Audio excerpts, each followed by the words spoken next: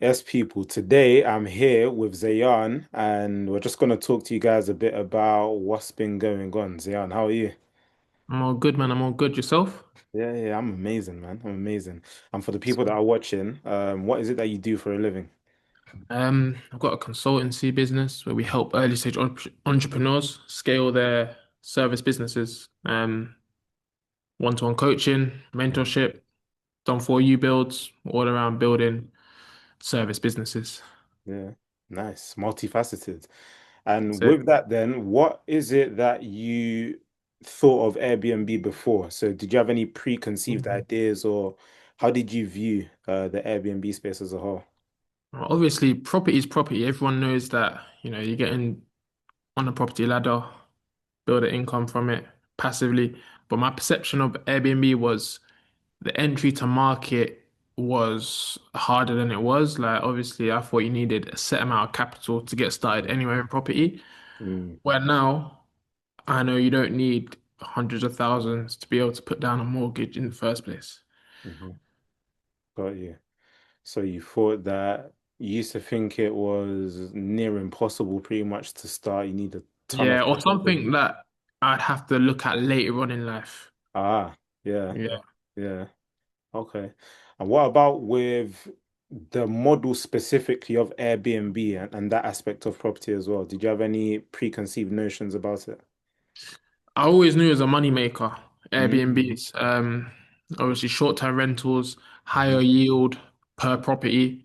mm, But because of that, I thought there was a con to get started in the industry of there being higher startup costs. mm, I always know it's a cash flowing model that mhm. works, but the barrier to entry, the what you need to hit the market, I thought was a lot more than actually is what the reality is. Yeah, yeah. Oh, okay. So what are your views on it now? How has your thinking about it changed? Thinking about it is more logical. Like you simplify it a lot more. You work out, what's needed to actually maintain the property yourself first, to know how to keep it.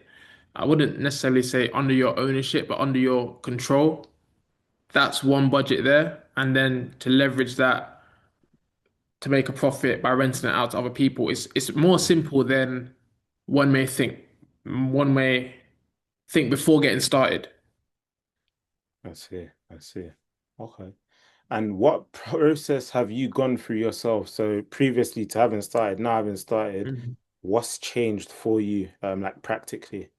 Processing in a whole, like before, I didn't have a B&B. So what's changed for Mm, me is the actual running of the Airbnb business. Taking on new tenants, communicating, cleaning service, and just scaling the business to be able to take on more B&Bs using the mm, same mm. process.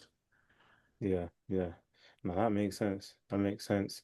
So do you have like the confidence and the knowledge to be able to take on more now as well? Yeah, definitely. I've been in talks with investors in Cambridge and central London. I'm looking to Yeah. take the Cambridge unit on in end of June. Nice. But yeah. Okay. Yeah. Cambridge is it's a good area as well. Very good area. If you kit it out right, the money you Yeah, I'm can make looking in to summer as get well. it up and running before the full swing of summer. Yes, bro. Yeah, yeah. Because the main, well, not the main high season, but high season has just started, May. It Yeah. really kicks in around July, August times. Yeah, Yeah. I remember So you if you telling can me. get it up and running fully by then, oh, you'll be in for a treat. Milk as much as you can up until December. By the end of December, then it's just about surviving the winter months again. Yeah, Yeah. yeah. Okay. And how have I helped you in terms of previously having nothing, like, well, not nothing, but no property, to now having one Mm. and being able to move on and secure more? You've given me the direction needed to actually secure the properties, like Mhm. who to speak to, how to contact them, and how to actually break down the numbers to make sure that your unit is profitable, I think was the main one for me anyway. Um, yeah, and the systems in the back end to make it a lot easier, like when you're coordinating cleaners, when you've got multiple properties to handle, how to store linen and where to leave set things, and also softwares and tools used that I didn't know was a thing before. Yeah, yeah. Makes your life a lot easier to be able to, because obviously I run my own business. I'm an entrepreneur, Mm, so my day to day is very busy. I'm working with my own clients, mm, and obviously I do one-to-one stuff as well. So mm, my perception before was Airbnb, if you want to build and keep on building, you're gonna need to be very, very hands-on 24/7. mm, But with tooling and softwares that we've been able to implement for the 1 to 2 units that we've been involved in, you don't actually need to be on the tools 24/7. You can do mm. multiple things as well as B&B. Yeah, no, factual. I think that's even a heavy misconception as well that I had anyway previously before I got started myself many years ago, is that I Mm, thought you would just be running around like a headless chicken. But like you said, with the things that you implement, the softwares, the mm. systems, that helps to remove you. So you're Definitely, not in definitely. there in like the vines of it all the time. Okay, no, Yeah. that's good. And then what would your review of Property Hustle be as a whole? 10 out of 10.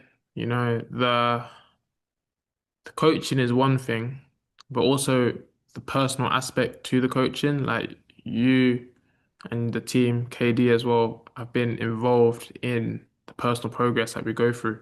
Mm, So it's a no-brainer really, because if people have done it before and you can trust they're going to be invested in your journey, that's what you need, especially in the yeah, property game where you don't want to be making wrong moves and you don't want to be wasting time. You know, you want to get to the money as soon as possible. You get there quicker through direction. in a real way. Yeah, couldn't have said it better. Me, I've been on both sides of the spectrum where I've gotten started on my own, made some progress, but I made a hell of a lot of mistakes. And then what you mentioned of getting the direction as well, it's just a lot more streamlined. Yeah, Still do make some mistakes, but you know how to handle them better, definitely, which is the main definitely. thing. Jeez, yeah, now I'm excited to see what you do with Cambridge and more. Me Yeah, too, bro. Me yeah. too. Okay. No, man, it's been real. Love for this. We'll continue chopping up anyway. And yeah, gee, all the Yeah, best man. with No with the problem. next No problem venture. at all.